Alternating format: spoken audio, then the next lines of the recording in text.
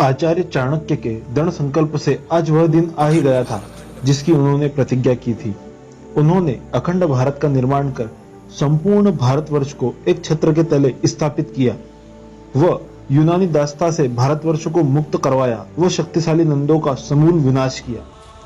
चंद्रगुप्त मौर्य के राज्याभिषेक के पश्चात आचार्य चाणक्य ने चंद्रगुप्त व दुर्धरा का विवाह संपन्न कराया।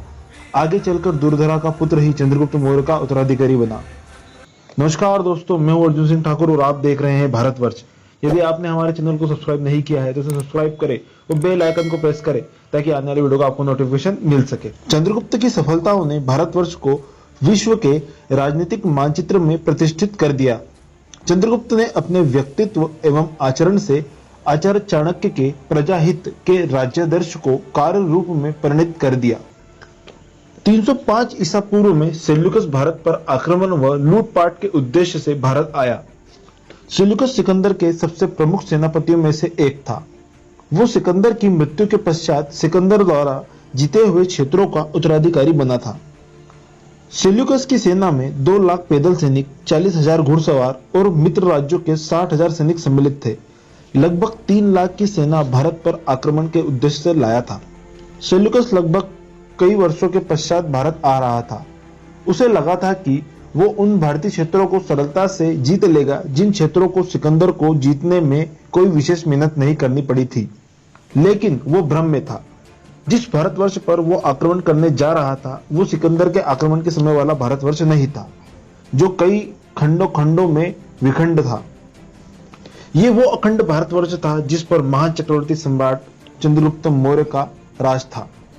सेल्यूकस की यवन सेना ने जैसे ही सिंधु नदी पार की तो दूसरी ओर भारतवर्ष की सेना यवन मलच्छों का स्वागत करने के लिए तैयार खड़ी थी। भयंकर युद्ध आरंभ हो गया।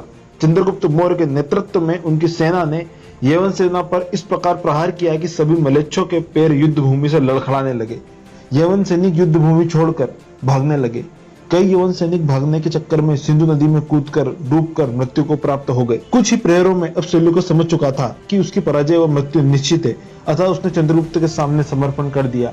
वो चंद्रगुप्त के समक्ष संधि का प्रस्ताव रखा। संधि में सेल्यूकस ने काबुल, कांधार और बलूचिस्तान, जो कि आज का पाकिस्तान व अफगानिस्तान है, इन क्षेत्रों पर चंद्रगुप्त मौर्य का नियंत्रण स्वीकार किया तथा उसकी पुत्री हेलेना का विवाह का प्रस्ताव रखा। परंतु महान आचार्य चाणक्य, जो अब अखंड भारतवर्ष के प्रधानमंत्री थे, उन्हें एक शर्त रखी। हेलेना से प्राप्त संतान उत्तराधिकारी नहीं बन सकेगी, क्योंकि विदेशी होने के कारण हेलेना की निष्ठा कभी भारत के साथ नहीं होगी और उसका पुत्र भी उसके प्रभाव से मुक्त नहीं हो पाएगा।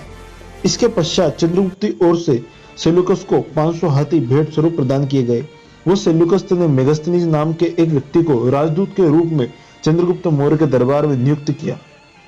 इस प्रकार महान चंद्रगुप्त मौर्य ने आतताई सेल्यूकस के आक्रमण का प्रत्युत्तर दिया। वो उसे विफल कर उसे आत्मसमर्पण करवाया। ये सभी योग्यताएं चंद्रगुप्त के महान गुरु एवं प्रधानमंत्री आचार्य चाणक्य की राजनीतिक सूझबूझ का ही परिणाम थी। तो मित्रों, भारतवर्ष के महान ऐतिहासिक घटना का यह वीडियो आपको कैसा लगा, आप कमेंट के माध्यम से बताएं। तब तक के लिए जय मां भारती।